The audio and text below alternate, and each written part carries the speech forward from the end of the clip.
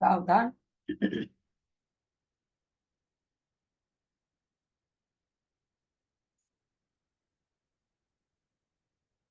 अथ पौर्वाणिक स्वाध्याय प्रतिष्ठापन वेलायां श्री श्रुत भक्ति काय उत्सर्गम कुर्वे हम।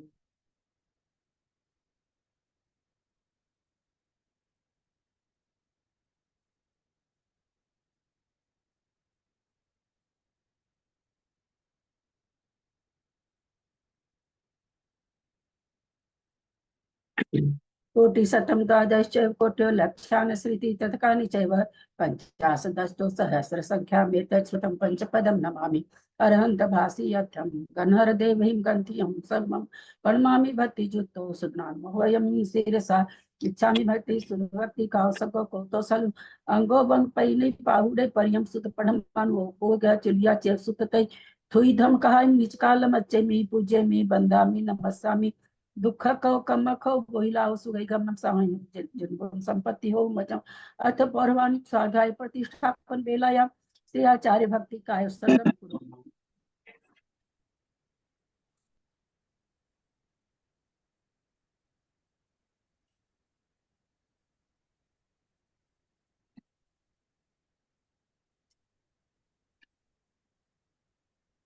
सोच जल्दी पारगे भ्य स्वपर स्वपर मत विभावना पटुमति भ्य सुचरित तपोनिधिभ्यो नमो गुरुभ्य गुण गुरुभ्य 36 गुण समगे पंच विहाचार करण संधि से सीसा अनुग्रह कुशल धमार्य सदा बंधे गुरु भक्ति संग में नय तरंते संसार सायरम घोरम छिन्नन्ति अठकमं जमन वर्णम न पावन्ति हे नित्यं व्रत मंत्र होम निरता ध्यानाग्निहोत्र कुला सटकर्मा वीरतास्तपो धन धना साधु क्रिया साधव शील प्रवरणा गुण प्रहणाश्चंद्रार्कते ज्योतिका मोक्ष द्वार कपाट पाट भटा प्रणन्तु माम साधव गुरु पांतु नो नित्यम ज्ञान दर्शन नायिका चारित्र नो गंभीरा मोक्ष मार्ग उपदेशका इच्छा में बनते आर्य भक्ति कौशक कौतोसलम लोचम समनान समदंसन संचारी जुक्तानम पंच विहाचारण आयर्यानम आयरादि सुद्रानो वदेशयानम उगज्जायनम तिरियन गुरपाल नरयानम सवसाहुनाम निचकालम अच्छेमी पूज्यमी बंदामी नमस्सामी दुख कौ कम खौ बोहिलाओ सुगई गमनम समाहि मरणम जिन गुण संपत्ति हो मध्यम ओकारं बिंदु संयुक्तम नित्यम ध्यायन्ति योगिनः कामदम मोक्षदम चैव ओंकाराय नमो नमः अविरल सद्घन होगा प्रक्षाली सकल भूतल कलंका मुनि विरूपासी तीर्था सरस्वती हरतुन दूरितम अज्ञानतिमिरान्धानां ज्ञानाञ्जन शलाकया चक्षुरुन्मीलितं येन तस्मै श्री गुरुवे नमः। श्री परम गुरुवे नमः। परम्पराचार्य गुरुभ्यो नमः। सकल कलुष विध्वसकम श्रेषां परिवर्धकम धर्म संबंधकम भविजीव मन प्रतिबोधकारकम पुण्य प्रकाशम पापनाशम विदम शास्त्रम श्री गोमटसार कर्मकांड नामधेयम अस्य मूल ग्रंथ करता है श्री सर्वज्ञ देवास्तर ग्रंथ करता है श्री गंधर देवा प्रतिगंधर देवा तेषां बचों सारता मासाद्य श्रीमत नेमि चंदाचार्य न विरिचितम दम शास्त्रम श्रोता है सावधान ते शृण्वन्तु मंगलम भगवान वीरो मंगलम गौतमो गनि मंगलम कुंद कुंदादो जैन धर्मोस्तु मंगलम सर्व मंगल मांगल्यम सर्व कल्याण कारकम प्रधानम सर्वधर्मानां जैनम जयतु शासनम जैनम जयतु शासनम जैनम जयतु शासनम सरस्वती नमस्तुभ्यं वरदे काम रूपिणी विद्यारंभम करिष्यामि सिद्धिर्भवतु मे सदा। वात्सांग जिनवानी माता की जय। परम मांगली ग्रत गोमट सार जी कर्मकांड जी की जय। आचार्य भगवंत श्री नेमीचंद आचार्य की जय। गन्य आरिका श्री आदिमती माता जी की जय। अढ़ाई दीप पे विराजमान सभी आचार्य उपाध्याय सर्व साधु के चरणों में नमोस्तु नमोस्तु नमोस्तु। सभी आरिका माता जी के चरणों में बंदामी बंदामी बंदामी। सभी छुल्लक छुलिका एलक के चरणों में इच्छा में इच्छा में इच्छा में। सभी प्रतिमाधारी के चरणों में ग्रुप में विराजमान प्रतिमाधारी के चरणों में वंदना वंदना वंदना। ग्रुप में विराजमान नेमीचंद भाई साहब पूज्य बाबू जी उमराव भाभी और भी जो पूज्य जन है सबका सादर चरण स्पर्श सभी से सादर जय जी ने।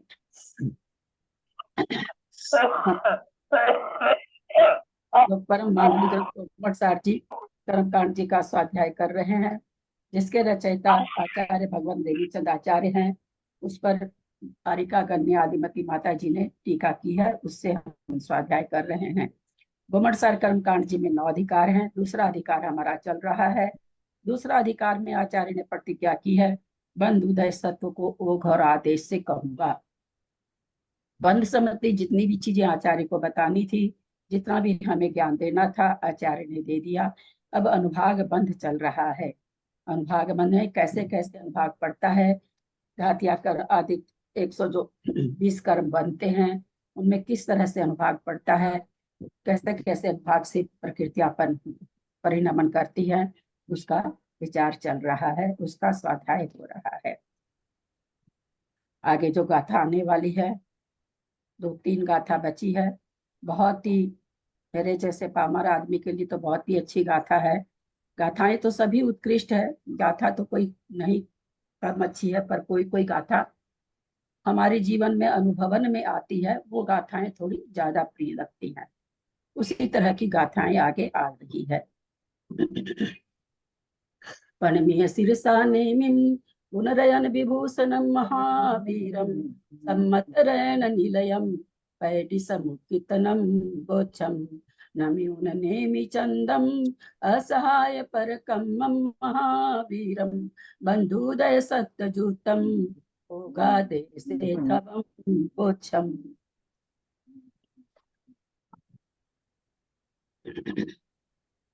हमने कल समझा किससे किसे कितना भाग मिलता है। ज्ञानावरण में प्रकृति में ज्ञानावरण प्रकृति में कौन कौन सा भाग होगा?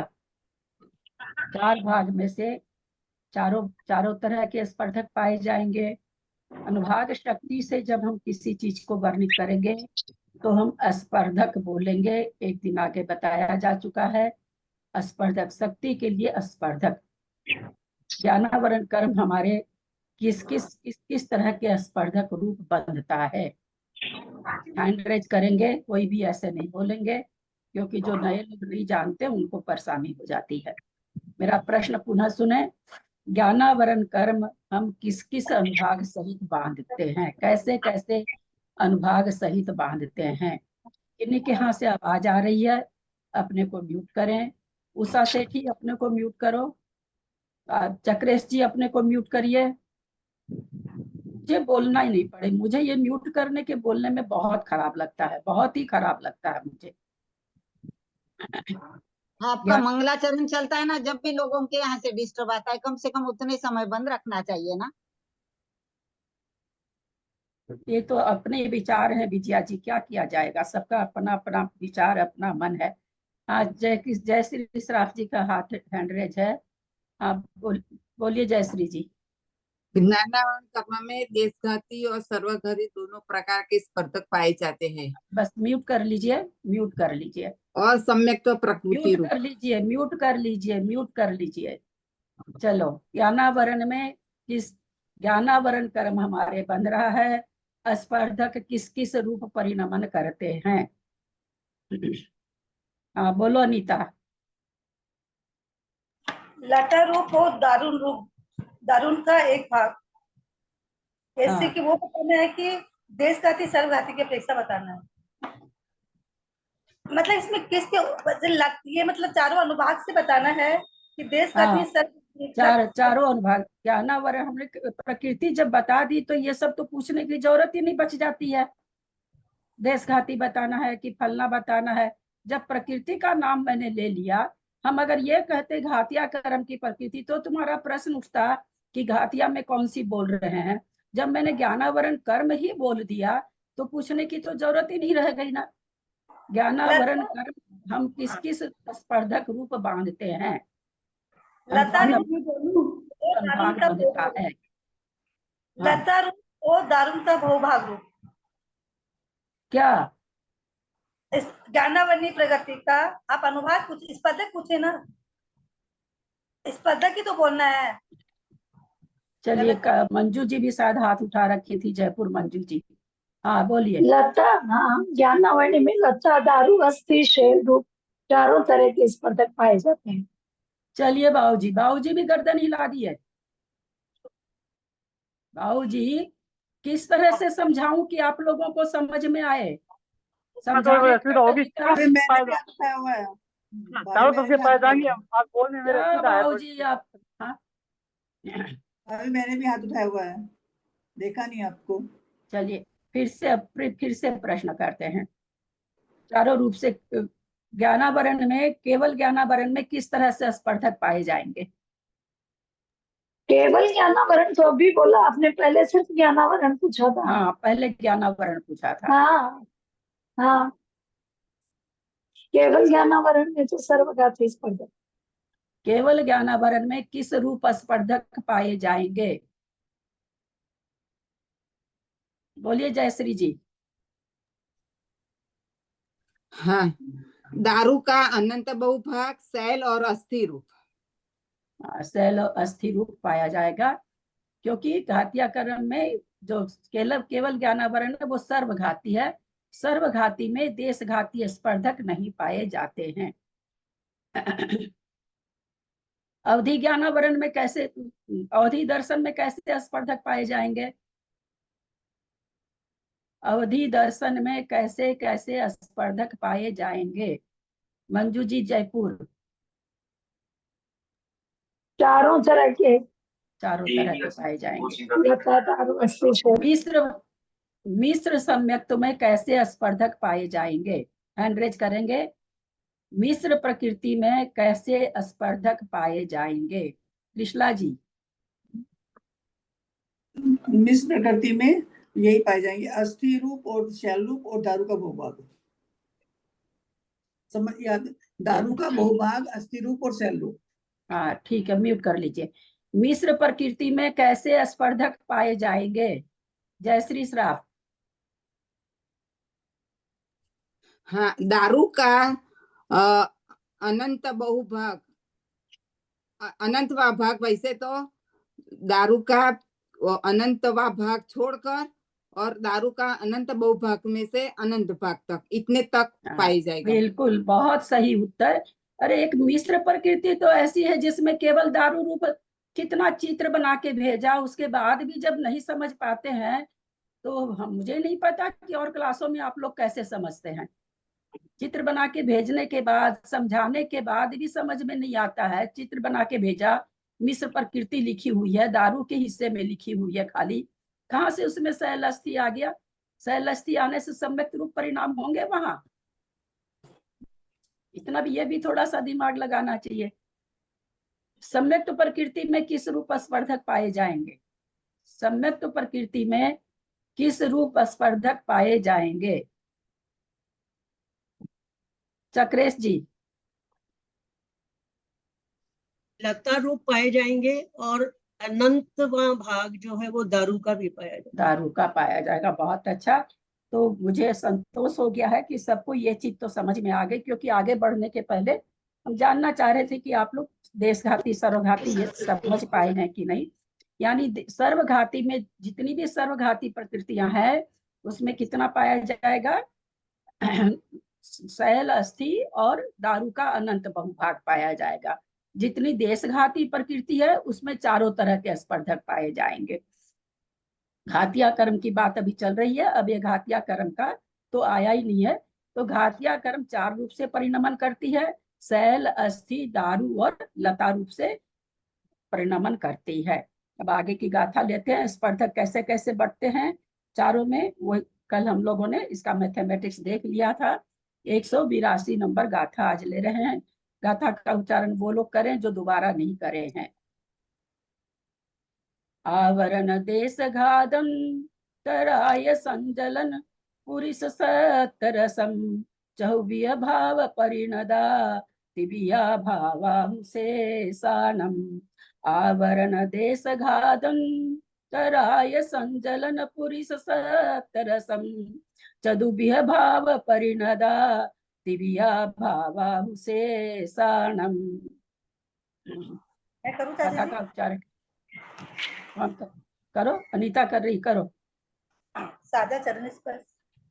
आवरण देश घातम तराई संजवलन पुरुष सत्तरसम चदुवी भावी परिणद्दा दिए विवा भावाहु से सानम। क्या करें? आवरण आवरण आवरण आवरण वाली प्रकृति कितनी होती है? देशघाती प्रकृति आवरण वाली कितनी है? 36। 7 प्रकृतियां, 7 प्रकृतियां हैं। कौन कौन सी है? ज्ञानावरण और दर्शनावरण। हाँ, ज्ञानावरण के ज्ञानावरण 9। देशघाती तो है ना, किताब देख के बोलेंगे, जब तक त्रिशला जी किताब पे नजर डालकर बोलेंगे नहीं, तब तक किताब पे नहीं। मिलेगा। 7 जन्म में नहीं आएगा, फिर पढ़ाने की जरूरत ही नहीं रह जाती है। अगर हमको पुस्तक देख के समझ में आ जाए तो पढ़ाने की जरूरत नहीं रह जाती है। पुस्तक देख के नहीं मैं पढ़ रही थी, बोल रही थी, मैं कलर पे बोल रही थी। मैं ज्ञानावरण मतलब सात आवरण प्रकृति कर्म ज्ञानावरण की 4 है। हाँ। केवल ज्ञानावरण को छोड़कर 4 प्रकृति ज्ञानावरण की है, 3 दर्शनावरण की है। तो वो हाँ। अवधि, हाँ है ना, अवधि की पुस्तक के देख के नहीं बोल रही थी मैं। हाँ, कौन सी है? 4 तो ज्ञानावरण की हैं और हाँ। 3 दर्शनावरण की हैं। कौन सी है और दर्शनावरण की? दर्शनावरण की है वो अवधि दर्शन, वो अवधि दर्शनावरण, केवल दर्शनावरण, ये मैं वैसे नाम नहीं भूल जाती हूँ। चक्षु अचक्षु अवधि केवल। तो हाँ, चक्षु अचक्षु केवल दर्शनावरण तो सर्वघाती है ना? तो आवरण की 7 देशघाती प्रकृतियां हुई, 4 केवल ज्ञानावरण की और 3 चक्षु दर्शन, अचक्षु दर्शन और अवधि दर्शन। क्योंकि यहाँ देश घादंतराया लिखा है, बोला आवरण कर्म की देशघाती प्रकृति, देश घादंतराया और अंतराय कितनी हो गई? 5 हो गई। फिर क्या लिखा? संजलन, संजलन की 4। फिर क्या करें? पुरुष और पुरुष भेद कितनी हो गई? 7 5 12 4 16 1 17। 17 प्रकृति सत्य रसम, इस 17 का चतुर्भीव भाव परिणदा, ये जो चारों प्रकृति है, ये 17 प्रकृति है, ये 4 प्रकार से परिणमन करती है। चहु भीव भाव परिणदा, चदु माने 4, भीव माने प्रकार, भाव माने भाव, चारों प्रकार के भाव से परिणत होती है। तिभिया भावाहुशेषानम, बाकी जितनी भी प्रकृतियां बच गई वो 3 रूप से परिणमन करती है। 17 प्रकृति बता दिए, 47 में से बाकी 30 तो बच गई। 47 प्रकृति है, तो 47 में से 17 क्या कह रहे हैं? अभी देशघाती का तो नीचे वो नाम आदि का प्रकृति का तो अभी विश्लेषण आया ही नहीं है, केवल अभी तो घातिया कर्म का आया है। तो उस घातिया कर्म की 47 प्रकृति में कहते हैं 17 प्रकृति तो 4 रूप से परिणमन करती है। तिभिया भावाहुशेषानाम, तिभिया 3 प्रकार से, भावा माने 3 प्रकार के भाव से, शेषानाम माने जो शेष प्रकृति बच गई वो 3 प्रकार के भाव से परिणत होती है। तो 47 प्रकृति तो सारी क्या है? सर्वघाती देशघाती मिला करके है। यहाँ ही चर्चा किसकी कर रहे हैं? केवल देशघाती की कर रहे हैं। तो देशघाती में 17 प्रकृति तो निकाल दिए, अब कितनी प्रकृति बच जाती है देशघाती? और 17 प्रकृति निकाल दिए तो 9 प्रकृति बच जाती है। तो ये क्या कह रहे हैं? 9 प्रकृति में एक सम्यक्त को छोड़ दीजिए, उसका तो बात ही अलग है, निराली है वो। तो 8 जो प्रकृति बच गई वो क्या कह रहे हैं? 3 ही भाव से परिणत करती है, परिणमन करती है, या 3 ही भाव रूप परिणत होती है। कुछ भी नहीं समझ में आया? चलते हैं आगे, समझते हैं। आवरणों में देशघाती की 7 प्रकृतियां, अंतराय की 5, स्वंजलन की 4, एक पुरुष वेद, ये 17 प्रकृतियां शैल आदि चारों प्रकार के भाव रूप परिणमन करती हैं। शेष सर्व प्रकृतियां लता बिना शेष 3 प्रकार से परिणत होती हैं। चारों प्रकार के स्पर्धक तो सभी में पाए जाएंगे, है ना? ऐसी कोई भी प्रकृति नहीं है, केवल सर्व, यहाँ देशघाती की बात है, देशघाती की सभी प्रकृतियां में चारों प्रकार के स्पर्धक पाए जाते हैं। पर वो परिणमन कितने प्रकार से कर सकती है? तो कह रहे हैं कि 17 प्रकृतियां तो 1 प्रकार से भी परिणमन कर सकती है, 2 प्रकार से भी कर सकती है, 3 प्रकार से भी कर सकती है, 4 प्रकार से भी कर सकती है। यानी किसी को ये 17 प्रकृति के स्पर्धक अगर हो सकते हैं बंद उदय अतः सत्व में, तो चारों प्रकार के भी हो सकते हैं। परिणामों में विशुद्धि है, 3 प्रकार के भी हो सकते हैं और परिणाम में विशुद्धि है, 2 प्रकार के भी हो सकते हैं और परिणामों में विशुद्धि है, 1 प्रकार के भी हो सकते हैं। एक प्रकार के होंगे तो कौन से होंगे? लता रूप। लतारूप। लता रूप क्योंकि होंगे। परिणामों में विशुद्धि बढ़ रही है, विशुद्ध रही है और घातिया कर्म है, तो नेचुरली घात कम करेंगे तो लतारूप। तो कहते हैं ये चारों तरह से भी परिणमन करती है। कोई मिथ्या दृष्टि जी बस को चारों तरह से परिणमन करती है।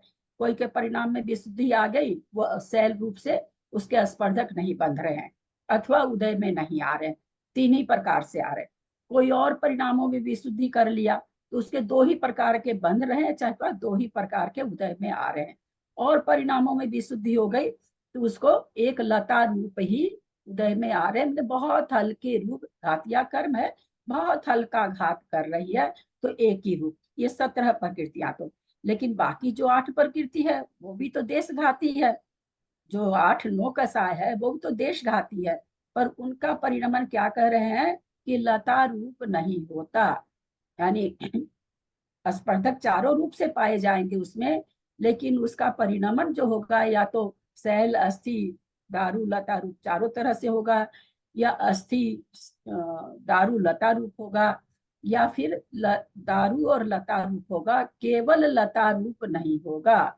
यानी इतना जघन्य उदय उसका नहीं, बंध अथवा उदय नहीं हो सकता। किनका?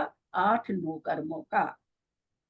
ऐसा क्यों हो रहा है? 9 कर्म तो बेचारी वैसे ही कसाय के पीछे पीछे रस देती है, उसका अपना तो कोई अस्तित्व ऐसा स्वतंत्र है ही नहीं।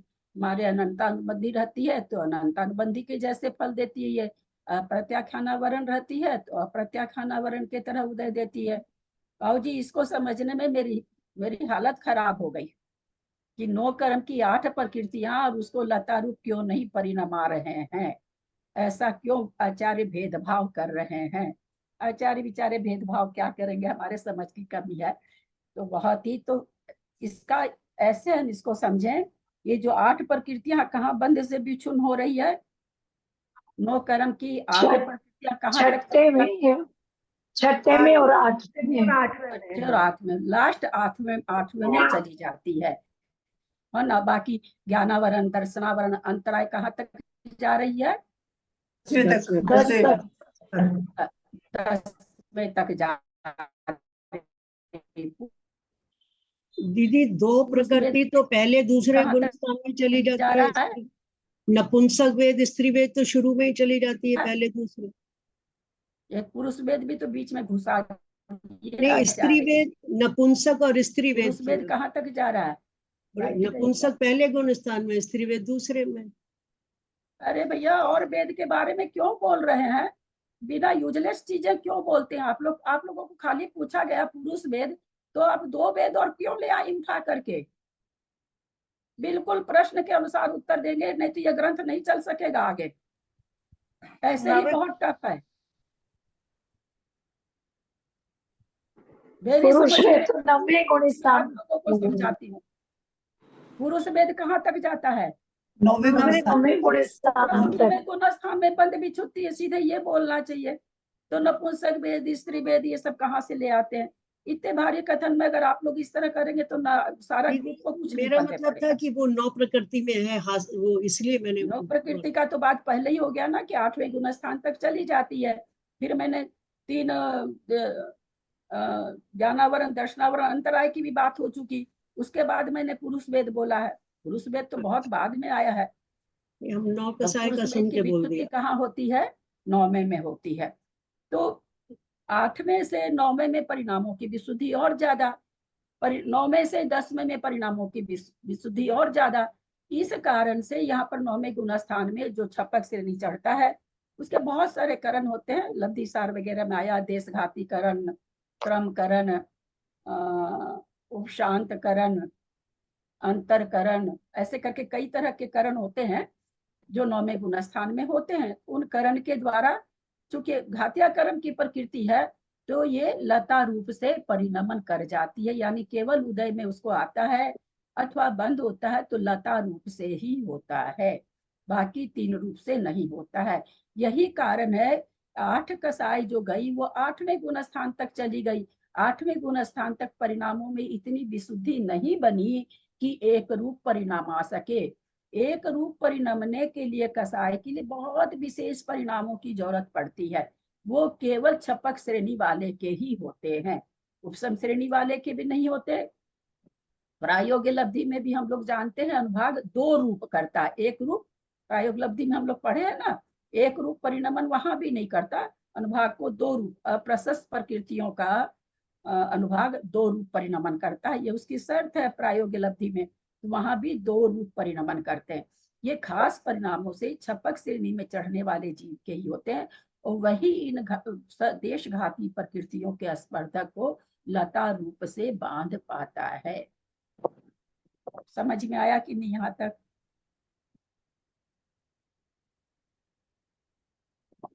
नहीं पकड़ में आया? दीदी आप बोले थे ना वो आप लेकिन ये नहीं समझ में आया मुझे। एक प्रायोगिक लब्धि एक मिनट फिर से समझाते हैं, एक मिनट। आचार्य यहाँ पर 17 प्रकृति को तो कह रहे हैं लता रूप। लता रूप मतलब बहुत हल्का हल्का रस देने वाली, सबसे हल्के रस देने वाली। दारू उससे कठिन रस है।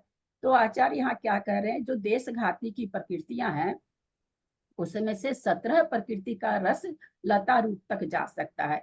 यानी चार रूप भी हो सकता है, 3 रूप भी हो सकता है, 2 रूप भी हो सकता है, और घट के 1 रूप भी हो सकता है। परंतु नीचे क्या लिखती है, बाकी कर्मों का, यानी बाकी जो देशघाती प्रकृति बच गई, यानी 8-9 कसाय बच गई, बाकी तो सारी इन्होंने ले ही ली। सम्यक प्रकृति तो अलग चीज है।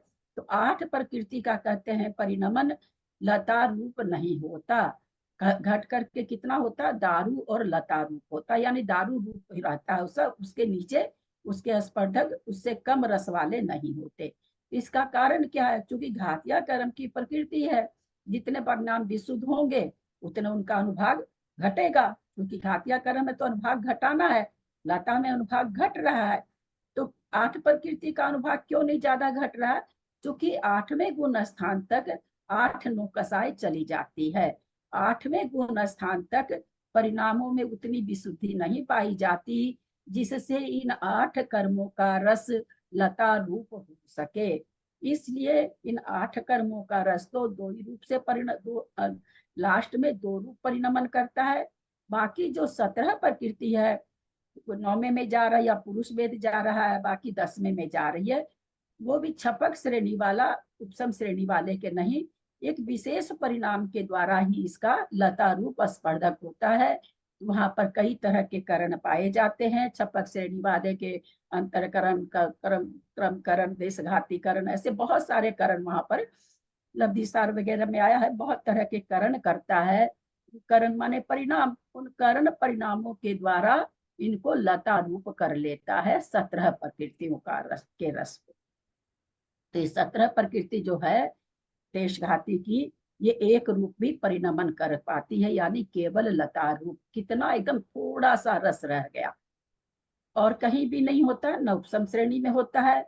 अप्रायोग्य लब्धि में तो कहते ही हैं कि घातिया कर्मों का रस, घातिया कर्मों का अनुभाग द्विरूप कर देता है, यानी 4 से 2 कर देता है। वहां भी एक रूप नहीं होती है, 2 रूप ही परिणमन करती है जब प्रायोग्य लब्धि में कोई जीव होता है। तो कहाँ पर एक रूप कर रही है, जो छपक श्रेणी वाले हैं उनके ही ये 17 प्रकृति लता रूप से परिणमन करती है, बाकी 8-9 कसाय 2 रूप से ही परिणमन करेगी। कारण हमने बताया, यहाँ ऐसा कुछ नहीं आया आगे लिखा हुआ, उससे हम समझ सकें कि ऐसा क्यों होता है। दीदी 2 रूप से परिणमन करेगी, वो वैसे करेगी क्या, लता और दारू का अनंत हुआ भाग? हाँ, लता नहीं, दारू का अनंत बहुभाग। अच्छा अनंत ये है, भाग, हाँ नहीं नहीं, हाँ दारू का अनंतवा भाग, अनंतवा भाग, और हाँ लता का, ठीक है। नहीं देशघाती प्रकृति ठीक है ना, दारू रूप, लता रूप दारू रूप परिणमन करेगी। अब भाग रूप कितना करेगी ये कहीं पर लिखा हुआ नहीं मिलता है, क्योंकि उसमें तो देशघाती प्रकृतियों में तो सर्वघाती स्पर्धक भी हैं, इसलिए हाँ लता और दारू रूप करेगी। अनंतवा भाग करने से तो वो हो गई, फिर लता रूप हो गई, बिल्कुल वो तो फिर बचेगा नहीं, इसलिए पूरा दारू रूप का ही होगा। ऐसा छांट करके नहीं आया है कि दारू का अनंतवा भाग रूप करेगी कि क्या करेगी, नीचे का पढ़ते हैं, अगर यहाँ कुछ लिखा होगा तो मुझे पता नहीं है। ठीक है। 17 प्रकृतियां सैल, अस्थि, दारू और लता इन 4 भाव रूप परिणत होती है। जहां सैल भाग नहीं होता वहां अस्थि, दारू, लता रूप परिणत होती है। जहां अस्थि भाग भी नहीं है वहां दारू और लता रूप परिवर्तित होती है। जहां दारू भाग भी नहीं है वहां केवल लता रूप ही परिणत होती है। तथा इन 17 प्रकृतियों के बिना अवशेष प्रकृतियों में से सम्यक्त और मिश्र प्रकृति बिना, सम्यक्त को क्यों छोड़ दिया? सम्यक्त तो लता रूप ही है, सम्यक्त प्रकृति तो लता रूप ही है, देश उसमें तो है ही नहीं और कोई प्रदेश ही नहीं है। और मिश्र को क्यों छोड़ दिया? उसमें केवल दारू रूपी प्रदेश है, तो वो अस्थि शैल से उदय कहाँ से आएगी? आएगी नहीं। तो इसलिए उन 2 प्रकृति को छोड़ के कहते हैं कहाँ है? तथा 17 प्रकृतियों के बिना अवशेष प्रकृतियों में से सम्यक्त और मिश्र, सम्यक मिथ्यात्व प्रकृति बिना घातिया कर्म की समस्त प्रकृतियों की 3 प्रकार के भाव जानना। केवल ज्ञानावरण, केवल दर्शनावरण, 5 निद्रा, अनंतानुपत्ति, अप्रत्याख्यान, प्रत्याख्यान, क्रोध, मान, माया और लोभ 12 कसाय के सर्वघाती स्पर्धक ही हैं। देशघाती, इनमें तो देशघाती है ही नहीं, तो उनको वीणा दीदी आप म्यूट कर लेंगे, वीणा दीदी आप म्यूट कर लेंगे, वीणा दीदी।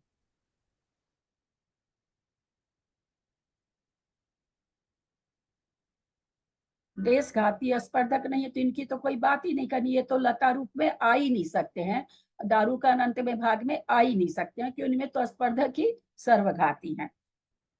अतः इनके स्पर्धक सैल, अस्थि, दारू के अनंत भाग रूप हैं। तथा अगर ये प्रकृति परिणमेगी तो अस्थि सैल छोड़ करके अस्थि और दारू रूप परिणमेगी, और छोड़ेगी अस्थि छोड़ेगी तो दारू रूप परिणमेगी। वही चीज यहाँ कह रहे हैं।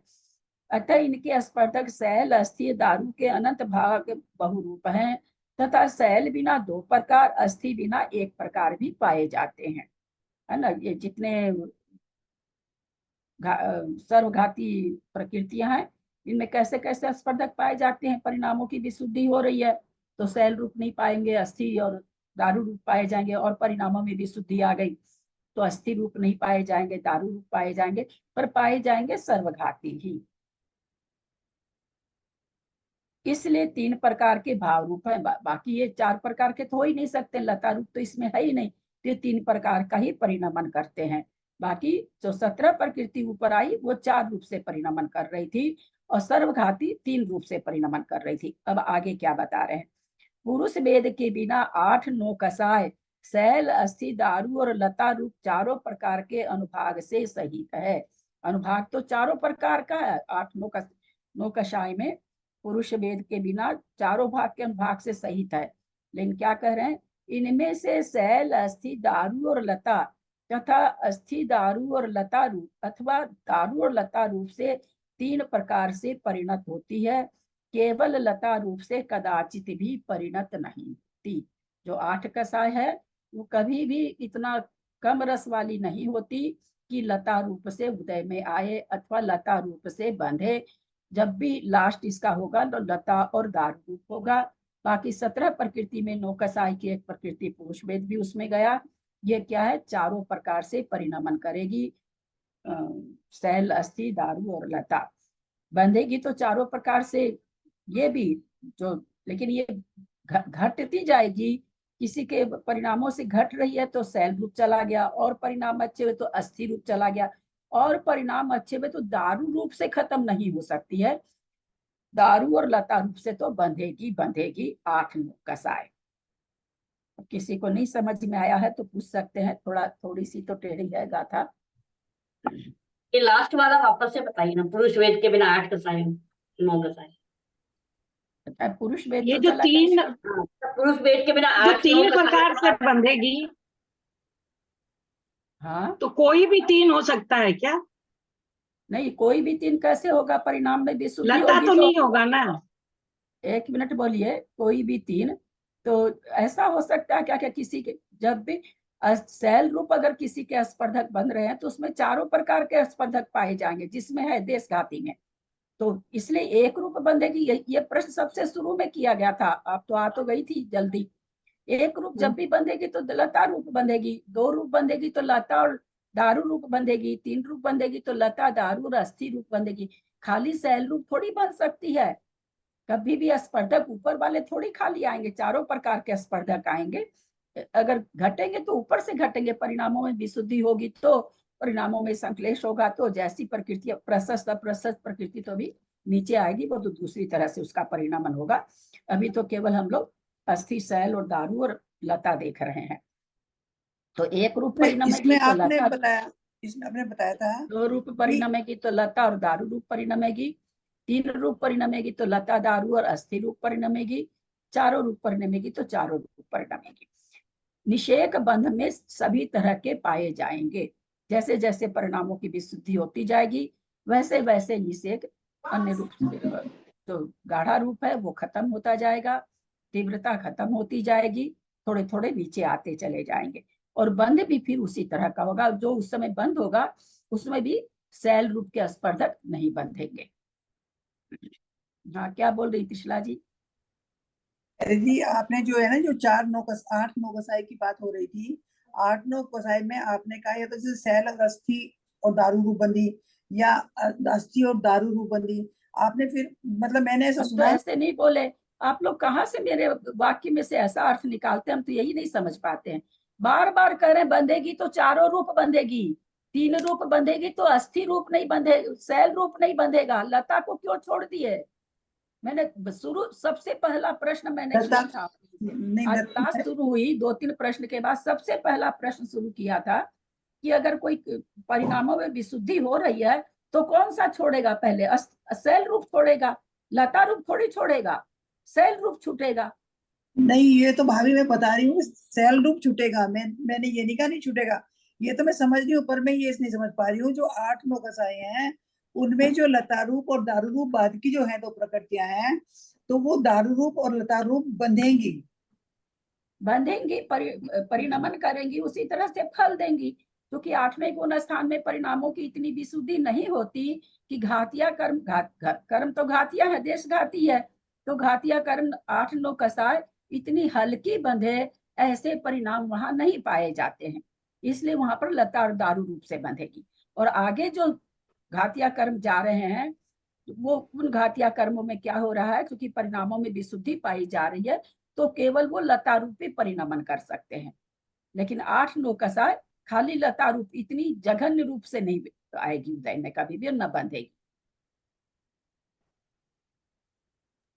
दीदी मेरे को एक प्रश्न पूछना था कि दीदी जैसे मेरे को इतना अभी समझ में नहीं आता है क्योंकि मैंने अभी अभी ज्वाइन किया है, तो घाती कर्म की जैसे आपने बताया 47 प्रकृतियां हैं, तो 47 में 17 चली गई, ये 17 जो गई है देश घाती प्रकृतियां, ये तीनों रूप में परिणमन करेगी, इतना तो मेरे को समझ में आया। उसके बाद में अब ये जो 30 अब बची 30, 17 तो 30 प्रकृतियां, 17 प्रकृतियां तो लिखा हुआ चारों रूप परिणमन कर। अब देर हाँ से चारों ज्वाइन रूप किए क्या? परिणमन करेगी, हाँ चारों नहीं रूप तो परिणमन। क्लास समय से प्लीज ज्वाइन करा करिए, इतनी ताकत मेरे में नहीं होती कि नहीं कोई। नहीं दीदी मेरे को ये पूछना, फिर 30 प्रकृतियां जो बची है उसका क्या, उसको वो कौन कौन सी है वो मुझे पूछना है।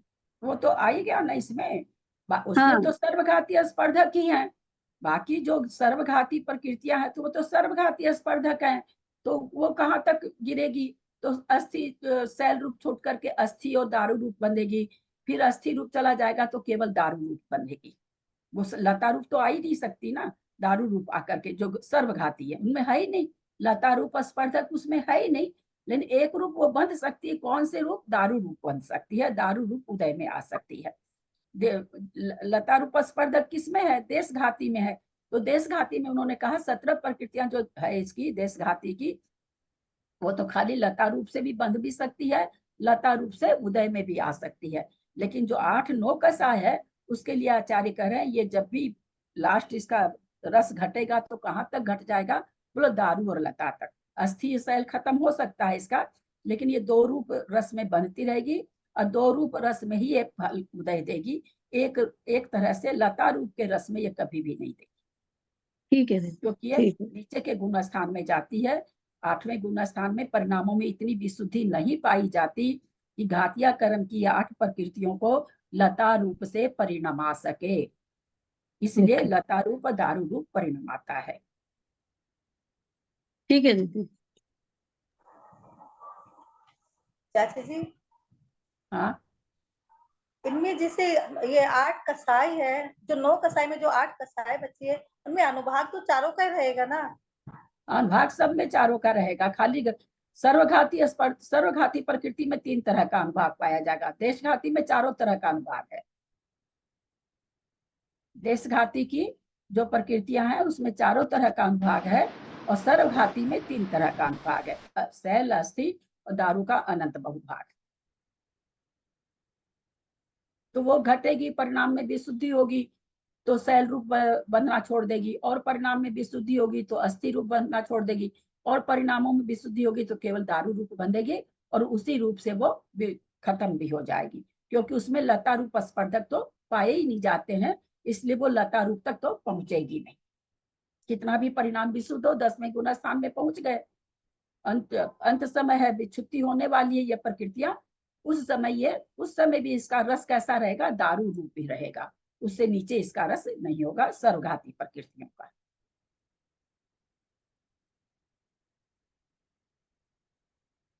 और कोई प्रश्न? दारू और लता रूप दोनों रहेगा ना सर?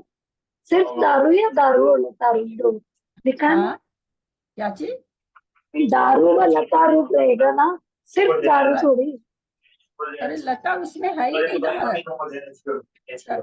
पहले तो सब बंद कर दिए भाई, नहीं, पता नहीं लोग टीवी भी देखते रहते हैं, चलाते भी रहते हैं। लता, उसमें लता रूप स्पर्धक तो है ही नहीं ना सर्वघाती में। अच्छा सर्वघाती की बात में देश, हाँ हाँ ठीक है। मैं 8-9 कषाय की बात कर रही थी, पर वो भी सर्वघाती है। सही है। 8-9 कसाय देशघाती है, क्या बोली आप? 8-9 नहीं, कसाय सर्वघाती है।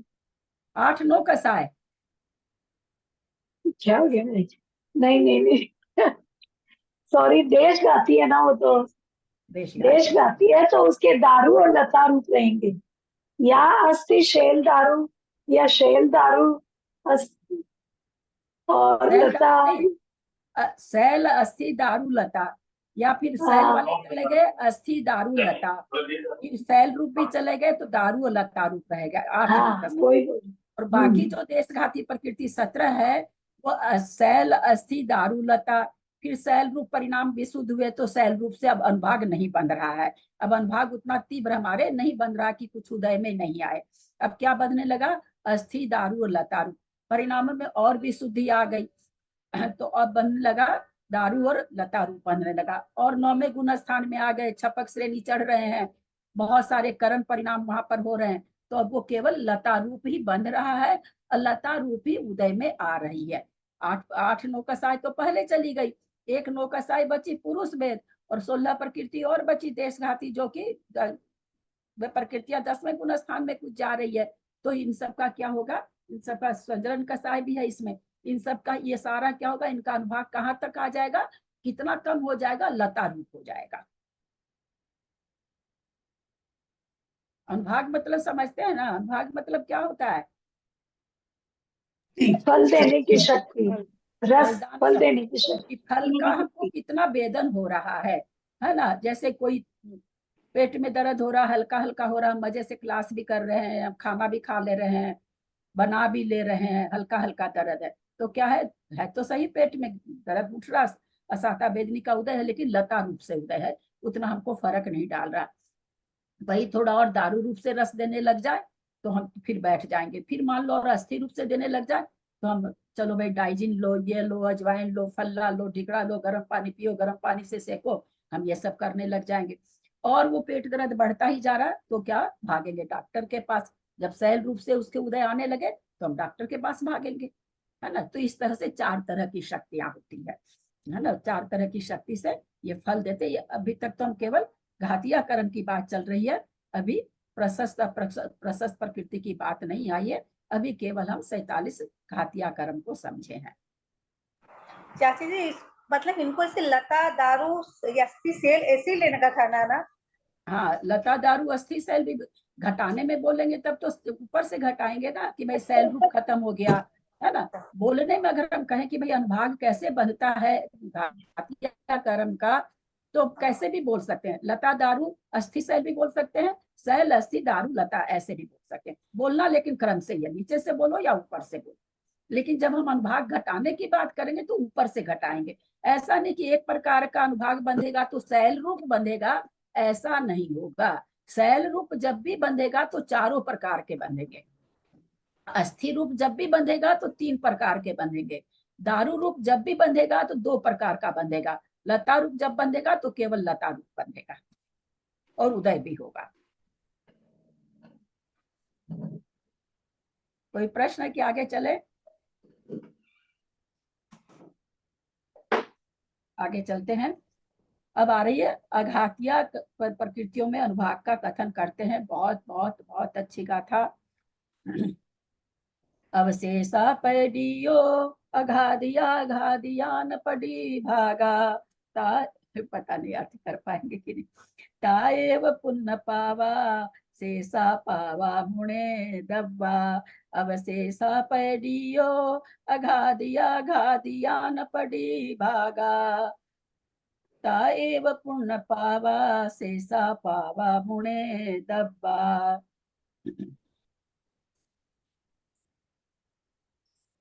करो गाथा का उच्चारण करो। म्यूट हो तुम।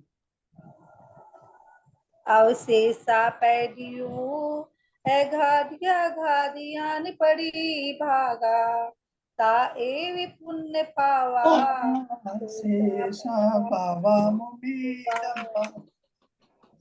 क्या कह रहे हैं? अवशेषा पैडियो, जो शेष प्रकृतियां बच गई, इसके अलावा, इन प्रकृतियों के अलावा, अघातिया कर्मों की, उसमें क्या होगा? बोला घादियानम पड़ी भागा, घातिया कर्मों के समान ही प्रतिभाग से युक्त है। यानी उनमें भी 4 प्रतिभाग है। उनके समान प्रतिभाग का मतलब, नाम यहाँ दूसरे आ जाएंगे, पर कहते हैं उनमें भी 4 प्रतिभाग हैं। उनमें भी, ताएव वहां भी, पुण्य पावा, पुण्य और पाप, जो प्रकृतियां हैं घातिया कर्म की, वो पुण्य और पाप रूप है। उसके स्पर्धक पुण्य और पाप रूप होती है प्रकृतियां। ऊपर तो है कि स्पर्धक 4 रूप हो जाते हैं, और प्रकृतियां कैसी होती? ताएव पुण्य पावा, वे सभी पुण्य और पाप रूप होती हैं। शेषा पावा पुण्य दब्बा, शेष जो घातिया कर्म है वो तो पाप रूप ही है।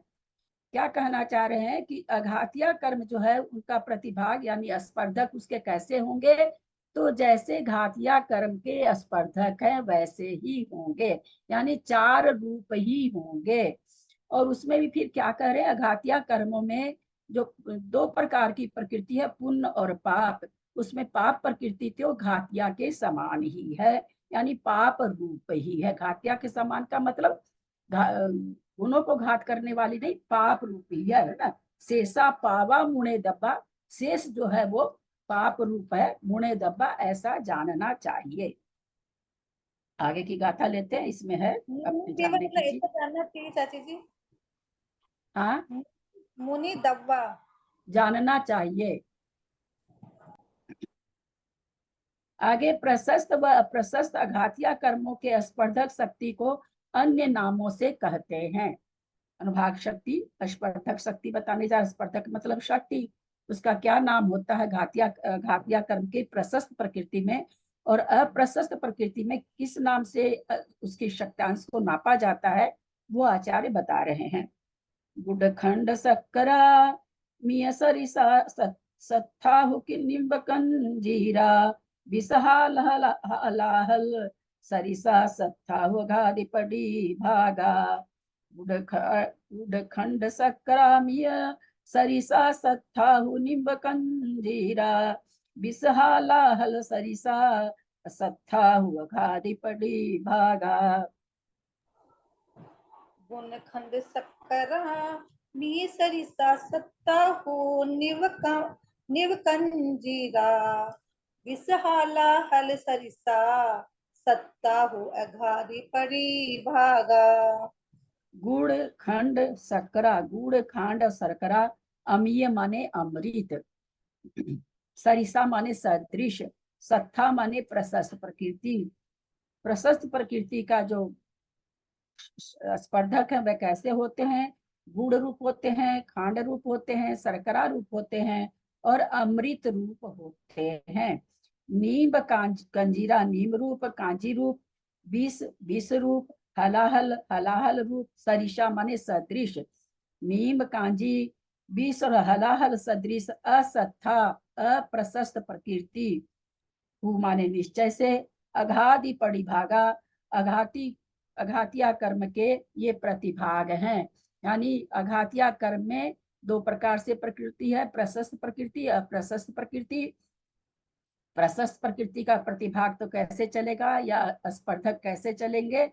गुड़, खांड, शर्करा और अमृत के जैसे।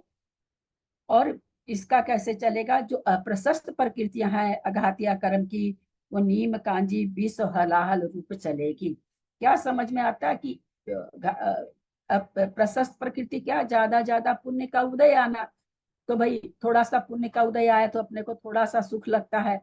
तो यहाँ गुड़, खांड, शर्करा और अमृत बताने का मतलब ये आगे से आगे ज्यादा मीठा हो रहा है। गुड़ से ज्यादा मीठी खांड होती, खांड से शर्करा ज्यादा मीठी होती, शर्करा से अमृत तो बहुत ही मीठा होता है, अथवा मिश्री समझ लीजिए ज्यादा मीठा होता है। तो उसी तरह से पुण्य का उदय क्या होता है? कम आता है, थोड़ा ज्यादा आता है, और ज्यादा आता है, और ज्यादा आता है। तो यहाँ पर प्रशस्त प्रकृति का अनुभाग कब ज्यादा होगा? पुण्य प्रकृति है, पुण्य के उदय में बढ़ेगा। और अप्रशस्त प्रकृति का अनुभाग कब बढ़ेगा? पाप के उदय में। अथवा कम कब होगा? तो पुण्य के उदय में।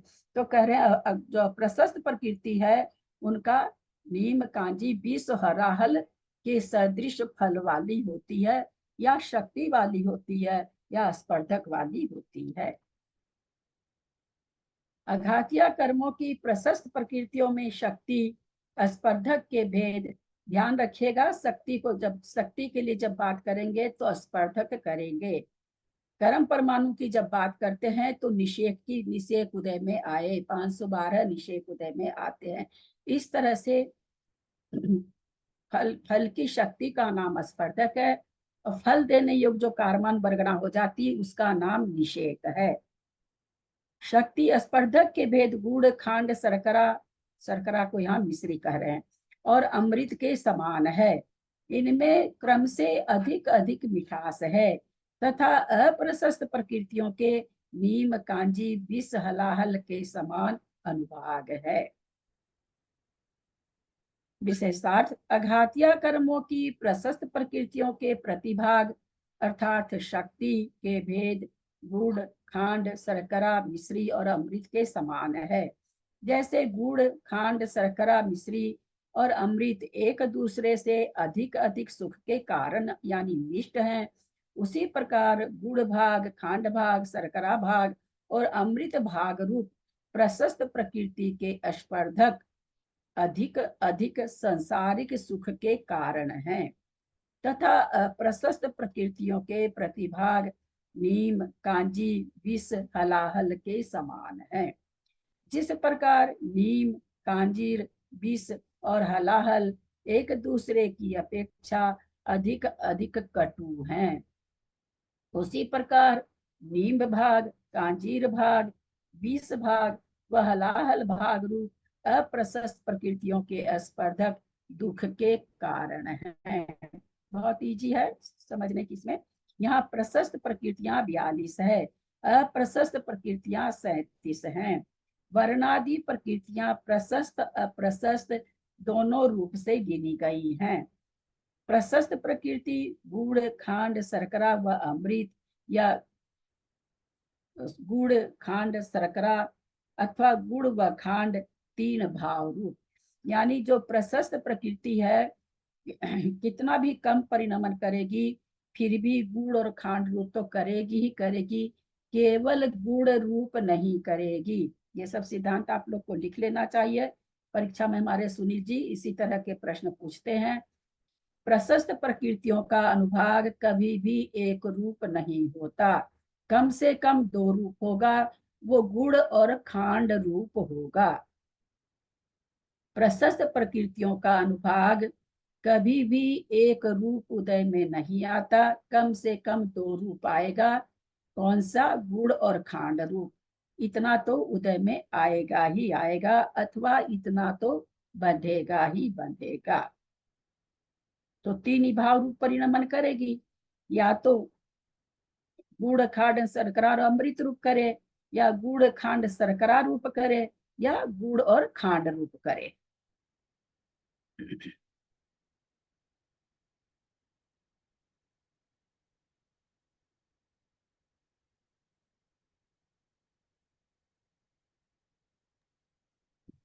एक बार वापस से बोले ना, लिख लेती हूँ। प्रशस्त प्रकृति का अनुभाग कभी भी केवल गुण रूप परिणमन नहीं करता है।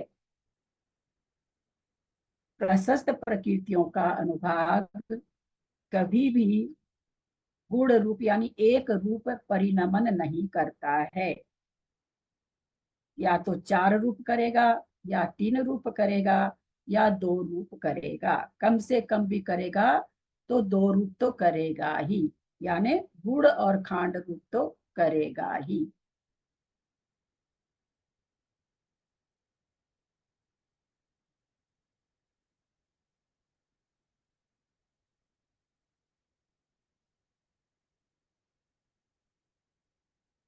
दीदी नीचे अप्रशस्त प्रकृति का 3 3 लिखा हुआ है, तो वो 3 रूप होएगी क्या? अभी आगे नहीं ना पढ़े हैं, अभी तो आप लोग के लिखने का हम वेट कर रहे हैं। आप आगे क्यों चले गए? आप नहीं, आगे मैंने चले सोचा आप जाइए, आगे मैंने पढ़ा ही लिखा नहीं है। दिए। नहीं, ऐसे नहीं पढ़ना चाहिए ना, कंफ्यूज हो जाती दीदी है। आपने एक बार वो बताया था कर्म परमाणु तो निषेक रूप, और क्या वो चीज? परमाणु निषेध तो इसमें है ही नहीं। नहीं, आपने एक बार बोला ना पहले, नहीं इसमें इसमें स्पर्धक बोलना इसमें है, नहीं, इसके पहले भाग में स्पर्धक बोलना है। परमाणु निषेध तो बोलना ही नहीं है। शक्त्यांश जहां होगा वहां स्पर्धक बोलना है। सत्यांश जहाँ होगा, शक्ति होगी वहां पे निषेक बोलना है। फिर से बोल रहे हैं एक बार, और धीरे बोल रहे हैं। प्रशस्त प्रकृति के स्पर्धक या तो चार रूप परिणमन करेंगे, या तीन रूप करेंगे, या दो रूप करेंगे। एक रूप कभी भी नहीं करेंगे। 4 3 2 तो आपको समझ में आ जाएगा, है ना। स्पर्धक बोलना है। परमाणु निषेक कर्म उदय के लिए बोला जाता है। यहाँ शक्त्यांश है, यहाँ स्पर्धक बोलना है।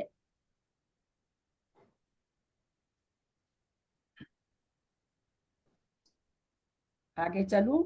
अप्रशस्त प्रकृतियां नीम कांजी विष हलाहल, या नीम कांजी विष अथवा नीम कांजी तीन भाव रूप परिणमन करती है। यानी अप्रशस्त प्रकृतियों के भी अनुभाग शक्ति कैसे कैसे उदय में आएगी, उसके स्पर्धक में कैसी कैसी शक्ति पाई जाएगी। या तो चार रूप पाई जाएगी, या तीन रूप पाई जाएगी, अथवा दो रूप पाई जाएगी। केवल नींब रूप से उदय में आए अथवा बंधे, ऐसा नहीं होता। अप्रशस्त प्रकृतियों का भी अनुभाग या तो चार रूप पाया जाएगा, या तीन रूप पाया जाएगा, या दो रूप पाया जाएगा। दो रूप में कभी भी विष और हलाहल नहीं पाया जाएगा, है ना। ये हमेशा ध्यान रखिएगा। नीचे आना है, ऊपर नहीं, क्योंकि परिणामों में संकलेश परिणामों में कमी हो रही है तो नीचे के बांधेगा, है ना। बाकी तो मिथ्यात्व गुण स्थान में तो सब बंध ही रहे हैं। ऊपर के गुण स्थान में कोई आ रहा है, परिणामों में विशुद्धि हो रही है, तो ऊपर की चीज कम करेंगे। यानी पहले हलाहल छोड़ेगा बांधना, फिर विष छोड़ देगा बांधना, या हलाहल रूप से उदय में नहीं आएगी, विष रूप से उदय में नहीं आएगी, लेकिन नीम और कांजी रूप से तो आएगी ही आएगी। तो दो और एक, इसका ऊपर से नहीं लेना है, ऊपर से एक के घटाना है। यानी अप्रशस्त प्रकृति भी अगर दो रूप बंधेगी तो नीम और कांजी रूप बंधेगी। प्रशस्त प्रकृति भी दो रूप बंधेगी तो गुड़ और खांड रूप बंधेगी। घातिया कर्म की प्रकृतियों का भी अनुभाग अगर बंधेगा तो 17 प्रकृति का तो लता रूप तक हो जाएगा, और बाकी जो 8 9 कसाय है वो लता और दारू रूप उसके स्पर्धक रहेंगे।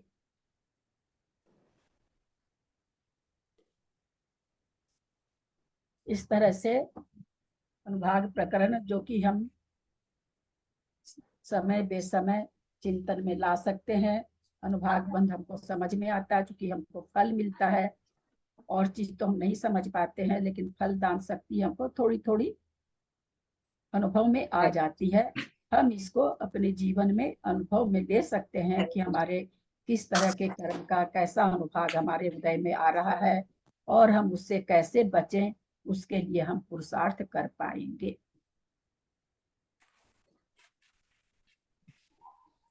चाची जी, हाँ, इसमें ना मेरे जो पुराने बुक्स है ना, इसमें प्रसिद्ध प्रकृति ना 3 रूप में लिखा हुआ है कि 3 भाव रूप होगी, 4 नहीं लिखा। किसी और किताब का मतलब जिसको पढ़ते हैं उसी की प्रधानता रखो। नहीं तो बहुत इसी में नहीं वाले बहुत मतभेद अगर लेंगे, एक ही चीज नहीं समझ में आ रही है, अब यहाँ पर हम मतभेद दूसरी, यहाँ कुछ लिखा रहता तो ले लेते, यहाँ नहीं लिखा, इसलिए दूसरी पुस्तक से सबसे मेरी प्रार्थना है दूसरी पुस्तक का प्रसंग नहीं देंगे। हाँ, इसमें कुछ लिखा है तो हम लोग जरूर लेंगे, क्योंकि इतना ही हम नहीं समझ पाते हैं। परीक्षा इसी बुक से होनी है, फिर पूरा ही कंफ्यूज हो जाएंगे। बहुत सारी जगह बहुत आचार्यों का बहुत तरह का मत पाया जाता है, एक मत ही हम लोग जान ले तो बहुत है। हम जिस ग्रंथ को पढ़ रहे हैं उसी की प्रधानता ले ले। क्या चीज क्यों हवा आने लगी थी, जब गेट खोल दिए क्या? आगे अब दीदी दीदी ये जो है ना प्रशस्त प्रकृतियों में तो ना गुड़, खांड, शर्करा और अमृत, तो अप्रशस्त प्रकृतियों में नीम, कांजी, तो उल्टा लेना पड़ेगा क्या? अच्छे भाव होंगे तो। हेलो, नहीं हाँ तो दीदी। हाँ, नहीं वैसे ही मतलब अगर परिणाम आने का जब छोड़ते जाएंगे तो नीचे से नहीं छोड़ेंगे, ऊपर से ही छोड़ेंगे। वैसे देखिए आया है ना, प्रशस्त प्रकृति गुड़ खांड शर्करा, है ना, तो अमृत को छोड़ा है, या अमृत या गुड़ खांड शर्करा, अमृत कहाँ ले लिया, एक मिनट। प्रशस्त प्रकृति गुड़ खांड शर्करा व अमृत, या गुड़ खांड शर्करा अथवा गुड़ खांड रूप परिणमन करेगी। तो ऊपर का छोड़ रहा है ना, ऊपर हाँ को छूट, हाँ, छोड़ता है हाँ ऊपर का, ऊपर का छूट परंतु रहा है मैं बोल रही थी सभी वो जगह, प्रशस्त सभी प्रकृति है जगह, ना। सभी जगह ऊपर का छूट रहा। परिणामों पर है, परिणाम जैसा परिणाम बहुत अच्छे होंगे तब तो चारों प्रकार का बांधेगा। 3 प्रकार, फिर परिणाम कुछ विचलित हुए 3 प्रकार का, फिर परिणाम विचलित हुए तो 2 प्रकार का। जब कभी भी एक प्रकार का अनुभाग बंधेगा तो कभी भी ऊपर वाला अनुभाग नहीं बंधेगा। ऊपर वाला अनुभाग जब भी बंधेगा, चाहे घातिया कर्म का हो, चाहे प्रशस्त का हो या अप्रशस्त का हो, उसमें चारों तरह के अनुभाग पाए जाएंगे। बस इतना दिमाग में एकदम जचा के रखिए कि ऊपर वाला जो अनुभाग है, चाहे वो प्रशस्त प्रकृति का हो अथवा अप्रशस्त का हो अथवा घातिया का हो, वो अकेला नहीं पाया जाता। वो जब भी पाया जाता है तो अपने साथियों के साथ, और 3 तरह के साथी पाया जाएगा। ऊपर यानी गुड़ समझेंगे ना दीदी, ऊपर वाला यानी गुड़ ना। ऊपर वाला अमृत होगा, ऊपर वाला गुड़ थोड़ी होगा। अच्छा, उसको ऊपर वाला, ठीक ठीक। अब 3 तरह के तो आचार्य बंध का इसमें हाँ आचार्य ने हाँ दीदी, मैं यही पूछ रही थी कि जैसे किसी के प्रशस्त परिणाम हो गए, तो वो एकदम प्रशस्त परिणाम हो गए तो वो अमृत के समान होंगे ना, तो वो अमृत चारों ही रहेंगे, तब तो गुड़ भी जब रहेगा उसमें, चारों रहेंगे, शर्करा और ये सब। अमृत वाले में ज्यादा भाग चला जाएगा, है ना, बंटवारा जो होगा तो अमृत वाले में ज्यादा चला जाएगा, स्पर्धक ज्यादा मिल जाएंगे उसको। जैसे हमने समझा ना, अनुभाग शक्ति है सो अलग अलग पड़ती है हर एक स्पर्धक की। हम लोगों ने वर्ग वर्गना वर्गना से स्पर्धक पर थोड़ा सा ध्यान हो तो आप लोगों को बताया गया था। समान शक्त्यांश वाले को वर्ग कहते हैं, समान शक्त्यांश वाले वर्गों के समूह को वर्गना कहते हैं, समान वर्गों के समूह की वर्गना के समूह को स्पर्धक कहते हैं। ये सब याद होगा, पूरा चित्र से आप लोग को करना योग के समय मैंने बताया था। तो स्पर्धक अलग अलग होते हैं, अलग अलग वर्गना से बनते हैं। तो अब बहुत प्रशस्त परिणाम चल रहा है, तो वहां पर बंद तो अमृत का होना ही होना है, तो अमृत वाले में ज्यादा निषेक चले जाते होंगे। ऐसा कुछ विश्लेषण आचार्य दे नहीं रखे हैं, कहीं मिलता नहीं है, मेरे को मिला नहीं है, कहीं हो सकता कहीं हो भी, पर मेरे को नहीं मिला है। हाँ, और इसमें बन सकता है ना, गुड़ वाला तो एक भी बन सकता है, ज्यादा परिणाम विशुद्ध नहीं हो, थोड़े ही हो तो गुड़ एक गुड़ या दूध के साथ शर्करा भी रहेगा। अरे आवाज ही नहीं आ रही सुमन जी, हम चारों बगल देख रहे हैं कहाँ से धीरे धीरे आवाज आ रही है। मेरे को तो वैसे भी सुनता थोड़ा कम है। मैं बोलती हूँ जब गुड़ वाला बंधेगा तब तो एक ही बंधेगा ना, थोड़े ही परिणाम विशुद्ध हो तो। गुड़ और खांड दोनों बंधेगा, अकेला गुड़ नहीं बंधेगा, वही तो बताया गया ना, अकेला दोनों तरह से भी नहीं मतलब बंधेगा, अकेला गुड़ भी नहीं बंधेगा। नियम कितना भी प्रशस्त प्रकृति बंधेगी, अगर बंध रही है तो, नहीं बनती है तो अलग बात है। अब हमको ब्रज वृषभ नाराज सहनन बंध ही नहीं रहा है, खराबी वाले सहनन बंध रहे तो अलग बात है, अप्रशस्त बंध रहा। अब अप्रशस्त में हमारे परिणाम जैसे होंगे उस तरह का उसमें अनुभाग पड़ेगा। सहनन अप्रशस्त सहनन बंध रहा है, बंध रहा परिणाम हमारे बहुत खराब है। तो कैसा रस वाला बंध रहा है, एकदम हलाहल जैसा, एकदम जब उदय में आएगा तो हमको बहुत पता चलेगा, ऐसे अनुभाग से वो बंध रहा है। तो इस तरह से तो कितना भी हल्का परिणाम की परिणामों के कारण कितना भी प्रशस्त प्रकृति अगर कम बंधेगी तो गुड़ और खांड रूप तो बंधेगी। और कितनी भी पाप प्रकृति कम अनुभाग से बंधेगी फिर भी नीम और कांजी रूप तो बंधेगी। और जैसा परिणाम रहेगा वैसा वैसा तीव्र, सब में तीव्र अनुभाग बंद हो जाएगा। और उधर उसमें लास्ट वाले में अमृत बंधेगा तो चारों बंधेगा। हाँ, कोई भी प्रकृति का अमृत बंधेगा तो अमृत वाले में चारों तरह के स्पर्धक पाए जाएंगे।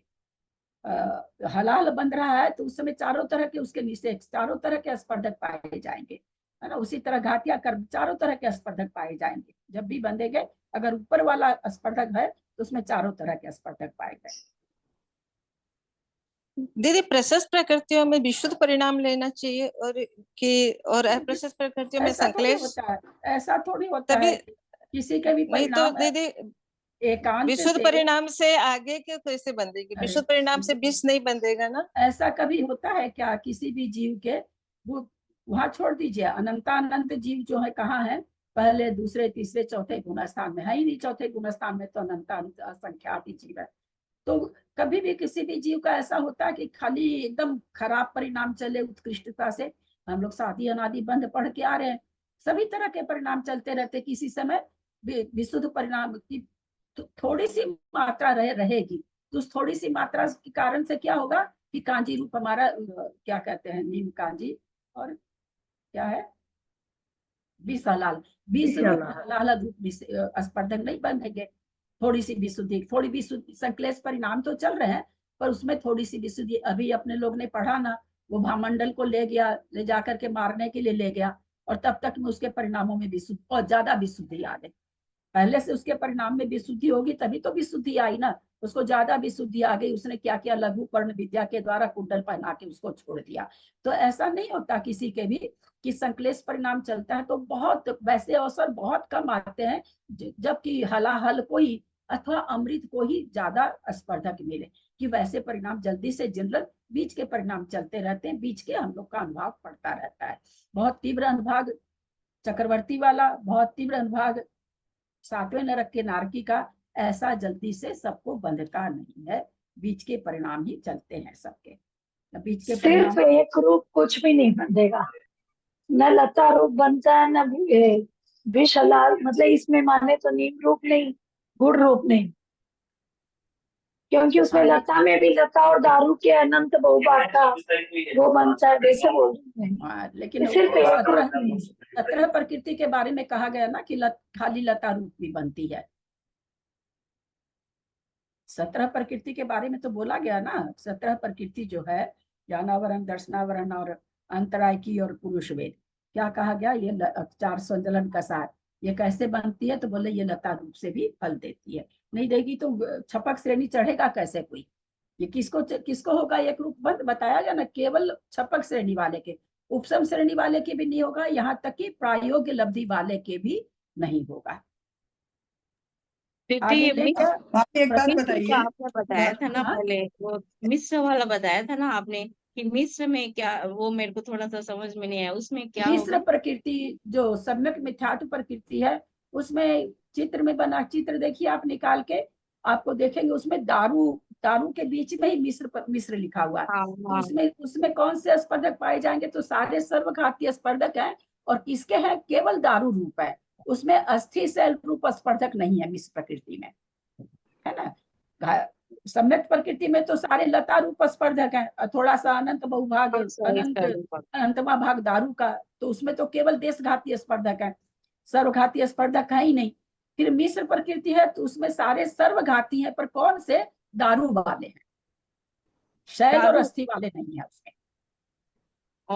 तो मिस्र में जो 30% आपने दिया था 3 हाँ, नंबर, बीच में जरा सा लिया है हाँ, ना तो वो दारू का, 3 तो वो नंबर में दारू, मतलब हाँ वो मिक्स रहेंगे ना, सब हाँ मिक्स मिश्र रहेंगे ना। प्रकृति के, हाँ मिश्र प्रकृति के विषय का, तो बोला क्या जाएगा, सर्वघाती बोला जाएगा उसको, कि वो सर्वघाती। सर्वघाती है। हाँ, क्योंकि एक देशघाती था वो तो सम्यक प्रकृति ले ली है ना, दारू का अनंतवा भाग जो पहले निकला वो तो सम्यक प्रकृति के लिए निकल गया। अब सारा बचा सर्वघाती, उसका अनंतवा भाग इसको दिया गया, दारू मिश्र को, और फिर शेष बहुभाग मिथ्यात्व को दे दिया गया। तो ये 108 भाग सर्वघाती के हो गए और 105 भाग मिथ्यात्व के हुए। उसमें मैंने मिथ्यात्व जो के कल हो वाली गए। बात कर रही हूँ। हाँ, और जो बीच में 3 आए भाग दे करके वो मिश्र को मिले। वो दारू का, वो सारा का सारा भाग किसका है, दारू का है। दारू का सर्वघाती स्पर्धक का है, खाली दारू का बोलने से नहीं होगा, दारू में भी सर्वघाती स्पर्धक है ना। कल को ये प्रश्न आए कि मिश्र में दारू का कौन सा भाग है, देशघाती की सर्वघाती, तो सर्वघाती का भाग है वो। ये ध्यान रखिएगा कि मिश्र प्रकृति, मिश्र यानी सम्यक मिथ्यात्व, कहीं सम्यक मिथ्यात्व से कंफ्यूज नहीं हो जाए तो आप लोग। इसमें ये फिर मिश्र बताने का मतलब क्या हुआ कि जानता अंतर है उसमें मिक्स है, वो माना तो सर्वघाती ही जाता है ना। नहीं, वो जाते अंतर है। बाकी सर्वघाती में तो शैल अस्थिर रूपी स्पर्धक पाए जाते हैं, ये थोड़ी अलग टाइप की है। सर्वघाती होते हुए भी केवल दारू रूप स्पर्धक है इसमें, ये अलग है। बाकी जितनी सर्वघाती प्रकृतियां हैं उसमें शैल अस्थिर रूपी पाए जा रहे हैं। एक यही ऐसी सर्वघाती स्पर्धक वाली प्रकृति है जिसमें केवल दारू रूप स्पर्धक है। भाभी एक बात बताना, जैसे मैंने लिखा हुआ है कि तीव्र अनुभाग का बंध 33 सागर का जो बंध है वो 7वें गुण स्थान वाले जीव करता है ना। और जी लेकिन तीव्र अनुभाग बंध जो है भोग भूमि में पाया जाता है। ये मतलब ये भोग भूमि का जीव तो 7वें गुण स्थान तो कर्म भूमि का जीव आप तो ये जाएगा। क्या लिख रखे हैं, हमको यही नहीं समझ में आ रहा कि आप क्या चीज लिख रखे हैं। कहाँ नहीं 33 सागर ले लिए, कहाँ भोग भूमि ले लिए। 33 सागर में देव जाता है, भोग भूमि में आदमी मनुष्य जाता है। नहीं मैं ये पूछ रही हूँ, तीव्र अनुभाग का बंध 7वें गुण स्थानवर्ती जीव करता है ना। ये कहाँ कोई कह रहा कि तीव्र अनुभाग बस 7वें गुण स्थानवर्ती जीव करता है, कहाँ लिखा हुआ ये। लिखा हुआ नहीं, मैं पूछ रही हूँ आपसे। नहीं, जो चीज नहीं लिखी हुई वो मैं नहीं घटा के बता सकती तिशला जी, वो मैं नहीं अच्छा घटा सकती। कहीं कुछ आया नहीं ऐसा कि ये जरूर आया कि आगे 9वें गुण स्थान में एक रूप क्यों होती, वो भी लिखा हुआ नहीं आया। वो भी विकास भैया की क्लास से कुछ निकाले, कुछ लब्धि सार पढ़े थे तो उससे इतना 6 उपसम बना कि इस कारण से एक लेख प्रकार हो रहा होगा। अनुभाग ऐसा हमको कहीं पढ़ने में नहीं आया और इतना मैं नहीं बता पाऊंगी। अच्छा, एक भाभी मुझे ये बताना था कि जो आपने बताया था ना, ये इसमें लिखा हुआ है पेज नंबर 136 में लिखा हुआ है कि ये मुझे समझ नहीं आया। स्त्री भेद, पुरुष भेद, हास्य, रति, 4 संस्थान और 4 सहनन का बंध मति ज्ञाना वर्ण के समान है। तो मैंने इसे काफी बार पढ़ा, लेकिन मुझे पढ़ने की जरूरत नहीं है। ये सब जितना वीडियो जा रहा है सब में नाम लिखा हुआ जा रहा है, गाथा नंबर लिखा हुआ जा रहा है। ये जो गाथा है उसका आप वीडियो सुनिए, मैंने उसमें बहुत बढ़िया से समझाया है ना, उसका आप वीडियो सुनिए। आप वीडियो में बहुत बढ़िया से समझाया है। एकदम से अनुभाग से जाके एकदम से इसमें आना बहुत मुश्किल हो जाता है। इतना दिमाग को पहले इधर ले जाओ फिर बिल्कुल मोड़ के इधर ले आओ, इतना अच्छा ठीक है। आता है। ये सब में गाथा दिया हुआ है ना। अभी जो भी वीडियो जा रहे हैं सब में गाथा नंबर लिखा हुआ है, इसलिए आपको स्पेशली जो गाथा नहीं समझ में आती है उस वही वीडियो खोल के सुन लीजिए। ठीक है, अच्छा इंतजाम से अब जा रहा है, पहले तो जाता नहीं था इस तरह से, पहले तो ऐसे सामान्य से जाता था, पर अब गाथा नंबर दे के भेजा जा रहा है। रहने देते हैं, प्रसंग भी बदल रहा है, समय भी हो गया है। कल प्रकृति बंद, प्रदेश बंद कल होगा। 3 तरह का बंद आचार्य बता दिए हैं, चौथा बस प्रदेश बंद बाकी है। प्रदेश बंद के बाद में फिर क्या आएगा, अच्छा फिर विभाग वगैरह आ जाएगा क्या, विभाग आगे तो बहुत ही कठिन आ रहा है। अच्छा एक चीज हम आप लोगों से कहने वाले थे, हमने लिख के भी भेजा था, जहां तक मैंने चित्र बना के भेज दिया वहां तक तो ठीक है। आगे फिर और मतलब थोड़ी सी गाथाएं जो है वो उसमें अगर हम चित्र बना के भेजेंगे तो बहुत चित्र तो नहीं बनेगा, अर्थ संदृष्टि बनेगी। वो अर्थ संदृष्टि मुझे नहीं लगता है कि इस तरह से परोक्ष में हम समझा पाएंगे या आप समझ पाएंगे। तो उसके बाद से मैं सोचती हूँ खाली इस बुक में पढ़ पढ़ के जितना समझा सकूँ आप लोगों को समझा दूँ, क्योंकि अंक संदृष्टि तो फिर भी समझ में आ जाती है, अर्थ संदृष्टि तो बहुत मुश्किल होता है। तो हाँ हाँ भाभी, इस दीदी, बारे कल में जो मैं भी आपने पूछना भेजी चाह है रही थी। अर्थ मैं भी संदृष्टि, आपसे यही पूछना चाह रही थी। मैंने अर्थ संदृष्टि तो लिख ली है और समझ भी काफी लिया है, लेकिन अर्थ संदृष्टि में तो मुझे चिन्ह भी नहीं समझ में आए। मतलब इसीलिए मैं तो कह रहे हैं ना, इसीलिए कह रहे हैं, वही चीज देख के हम कह रहे हैं कि अर्थ संदृष्टि आगे और कठिन होने वाली है, मतलब बहुत ही कठिन होने वाली है। तो अपन उस संदृष्टि में, क्योंकि इसमें है भी नहीं वो संदृष्टि, वो तो हम अपने मन से आप लोगों को डाल रहे हैं। इसमें तो भाषात्मक है, नहीं तो आचार्य भी यहाँ पर माता जी देती, पर माता जी दी नहीं है। तो हमने हम आधी केवल लिखी है, आप आधी लोग को काटते हैं, फिर आधी लिखी है मैंने, फिर समझ में नहीं आई। नहीं तो वो तो जो भेजे हैं वो तो समझाएंगे ही।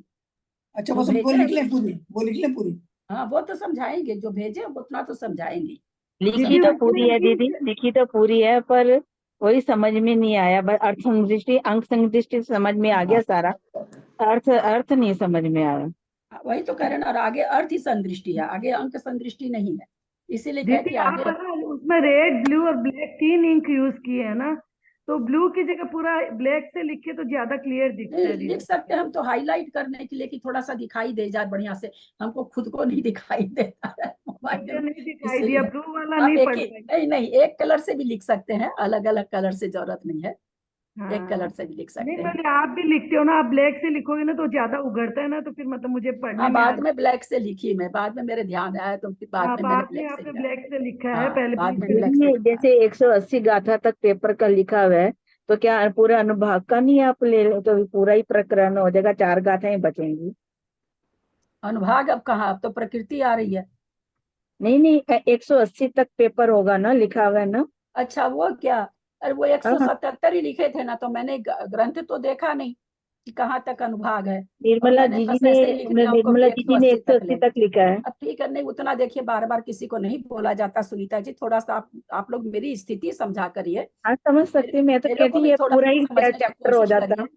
आज वीडियो वाले को भी नहीं भेजता है, कल कल मैंने सबको मैसेज डालना चालू किया, भाई वीडियो भेजिए, लोग नहीं सुन पाते हैं। कितनी मेरी, कैसी मेरी पोजीशन रहती मैं आप लोग को बता नहीं सकती। मुझे इतना खराब लगता है रिमाइंड कराना, क्योंकि लोग कोई पैसा लेके काम करे ना तो अपन धौस जमा के करा सकते हैं, बिना पैसे के जब काम होता है ना तो बोलने में बहुत ही शर्म लगती है। इतना इतनी विनम्रता से सबको मैं भेजती हूँ मैसेज। 2 बार 3 बार मैंने मैसेज भेजा, भाई ऑडियो डालो, लोग नहीं तो आज का नहीं सुनेंगे लोग तो कल, जबकि कल कोई सुने भी नहीं है, कोई खास लोग नहीं सुने दीदी हैं। लाभ तो बहुत मिलता है, जैसे मेरा है, मैं 29 मात्र डॉक्टर 29 के लोग सुने हैं। अब वो उनको आज क्या समझ में आए, जब कल का वीडियो कोई नहीं सुनोगे आप लोग तो आज क्या समझ में आएगा, नहीं समझ में आएगा, क्योंकि मेरे को भी नहीं समझ में आता, आप ही की बात नहीं है, नहीं सुन रखे लोग। और मैं पीछे पढ़ पढ़ के शाम तक वीडियो डलवाई हूँ कि नहीं वे लोग सुनेंगे, नहीं तो कल समझ में नहीं आएगा लोगों को। अब आया पहले 177 तक, तो फिर मैसेज डाला कि भाई 180 कम से कम कर दीजिए। मुझे बहुत ही खराब लगता है बोलने में, बहुत ही, लेकिन फिर भी मैं बोलती हूँ। तो बार बार नहीं बोला जाएगा, एक बार जो हो गया डिसाइड हो गया। अष्टमी है दीदी कब? लाभ तो बहुत मिलता है, जैसे मैं डॉक्टर के पास जाना आता है, 10 से 11 का ही टाइम है डॉक्टर का। मैं जब आती हूँ तो आधी क्लास निकल चुकी होती है, तो बाद में आपका वीडियो सुन के ही समझती हूँ हाँ थोड़ा ठीक तो बात है।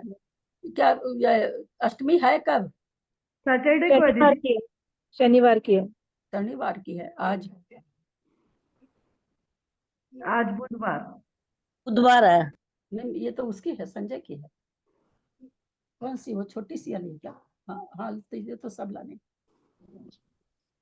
हाँ क्या बोले, शनिवार को है, शनिवार को बोल रहे हैं ना आप लोग? जी दीदी। हाँ ठीक है, दे दे 100, कोई बात नहीं। अच्छा दोबारा दूसरे में आएगा तो फिर से रिपीट होगा। और ग्रंथ देखती तो क्या पता बोल भी देती, करते कि नहीं करते मुझे पता नहीं, क्योंकि प्रश्न बनाने वाले को बहुत मेहनत लगती है ना, वैसे समय तो लगता ही ना सोच सोच के बनाने में, है ना, कितने लोग लगे हुए हैं। खाली कोई पेपर तो थोड़ा सा ज्यादा देर खुला छोड़ दे तो ज्यादा बढ़िया हो जाएगा। उस दिन विमलनाथ भगवान का मोक्ष लेना कर, मैं पहाड़ चढ़ूंगी तो उतरते उतरते 3-4 बज जाएंगे। कविता जी आप लोग है ना, परीक्षा ग्रुप खुला हुआ है ना, आप लोग प्लीज सब चीज कर में दे मेरे क्या? को मत धक्का दीजिए। मैं आप लोगों से हाथ जोड़ती हूँ, मैं बहुत इतना झुकते झुकते मेरी कमर झुक गई, आप नहीं लोग नहीं, ये मैं समझ। रिक्वेस्ट कर लेती हूँ सुनील भैया से। आप लोग परीक्षा को खुला हुआ सबके लिए, आप लोग अपनी परेशानी उसमें डालिए ना, चाहे सुनील मेरा जी के नाम से प्राइवेट डालिए, नाम से सुनील जी मतलब लिखते लिंक हैं, भेज सुनील दे, जी के नाम से डालिए, तो उनको भी अच्छा लगेगा। मैं उनको बोलती हूँ तो उनको लगता है कि भाई नेचुरली ठीक आप है। लोग डायरेक्ट बोलेंगे तो उनको ज्यादा अच्छा लगेगा। तो इस ठीक है, तरह मैं की जो बोलती हूँ। परेशानियां है, जिसकी जो परेशानी है उनको बोलेंगे हाँ, तो ज्यादा अच्छा लगेगा, है ना। ठीक है और दीदी। हाँ तो आप परीक्षा ग्रुप तो सबके लिए खुला हुआ, कोई बंद तो है नहीं। उसमें आप हाँ आराम से, मैं कोई कह रहा है 185 तक डालिए, आप अपना उसमें अपना ऑप्शन डालिए उसमें कि भाई अनुभाग वहां तक है, अनुभाग तक का ले लीजिए। डालने में क्या लगता है, डाल दीजिए, लेकिन आप लोग उसमें डालिए, मेरे थ्रू मत करवाइए। जो चीज आप ठीक लोग कर सकते हैं ना, आप लोग उसमें डालिए, आप लोग से रिक्वेस्ट है मेरा।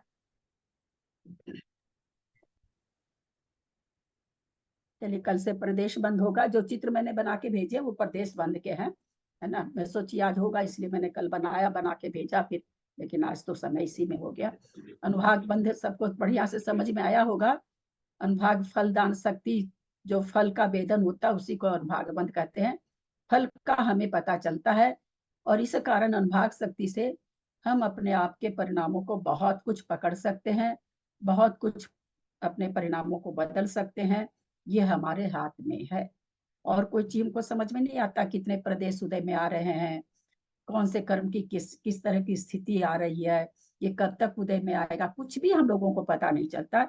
एक अनुभाग ऐसी चीज है जो हम लोगों को पता चलता है, और इसको हम बहुत कुछ इसमें अपने आप को बचा सकते हैं खराब परिणामों से, अथवा अच्छे परिणामों को हम बढ़ा सकते हैं। अनुभाग बंद इसीलिए सबसे अच्छा, मुझे तो बहुत ही अच्छा लगता है श्रावक के हिसाब में अनुभाग बंद। यदक्षरमात्रा पदवाक्यहीनं मया प्रमादाति किंचनोक्तं तन्मे क्षमित्वा विद्यातु देवी सरस्वती केवलबोधलब्धिं। बोधि समाधि परिणाम शुद्धि स्वात्मोपलब्धि शिव सौख्य सिद्धि। चिंतामणि चिंतित वस्तु दाने त्वं वन्दमानस्य ममास्तु देवी। जावानी के ज्ञान ते सुझे लोकालोक सोबानी मस्तक चढ़ो सदा दे तुम तो। हे जिनवानी भारती तो ही जपू दिन रैन, जो तेरा शरणा गए सो पावे सुख से। देव भजू अरहंत को गुरु से हो निर्ग्रंथ, दया धर्म पालू सदा यही मोक्ष का पंथ। संग जिनवानी माता की जय। विमलनाथ भगवान जी का मोक्ष कल्याणक तो कल है ना। नहीं दीदी, शनिवार को है वो, कल है, मतलब हाँ बहुत जगह कल है, कल लिखा कल है। है, लेकिन मैंने बुक कल में खोल है। के देखा। नहीं, नहीं, कई कल जगह से नहीं है। मैसेज है कल का ही। शनिवार नहीं तो नहीं, बहुत दूर हो गया। हाँ वो कल मैसेज तो, आया उसमें, हम लोग भी यही सोचे कि कल पहाड़ भगवान का कल चढ़ेंगे। है। अरे कविता जी, कल तो बृहस्पतिवार है। 2 दिन तो नहीं तो कभी नहीं शनिवार कनेक्ट होता। वो अष्टमी के दिन है, मैं यही बोल रही हूँ। आप बुक खोल के देखिए विमलनाथ भगवान की, उसमें वो अष्टमी लिखा हुआ है। और जो तीर्थंकर वर्धमान कैलेंडर आता है ना, उसमें भी अष्टमी का लिखा हुआ है।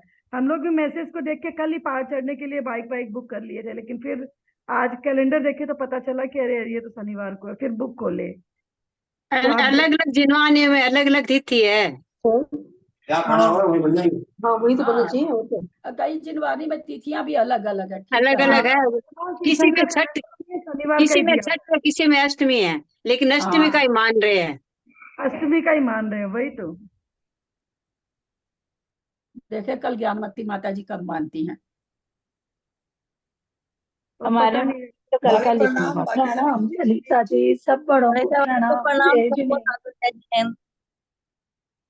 प्रतिमा धारी जी को वंदना, ललिता जी को सादर प्रतिभा प्रणाम। राजन को वंदना, जय वंदना, सभी बड़ों को जिनवानी सादर स्तुति होनी है अभी, सभी को जिनवानी जय स्तुति होनी है। जिनेन्द्र। कर दिए जिनवानी हो स्तुति, हो गए। गई, हो गई प्रतिमा जिनवानी धारी को स्तुति। वंदना, ललिता सभी जी को आप जय जिनेन्द्र। सभी बड़ों को प्रतिमा धारी को वंदना, बड़ों का सादर चरण स्पर्श, सभी से अन्ना जी को वंदना, सभी को जय हो जिनेन्द्र। गई जिनवानी स्तुति। ललिता जी एवं भाई साहब को सादर प्रणाम प्रणाम, ललिता सभी जी, बड़ों सबको को जय सादर जिनेन्द्र। प्रणाम, सभी से सबको जय जय। जिनेन्द्र। प्रणाम दीदी, सबको सादर जय जिनेन्द्र।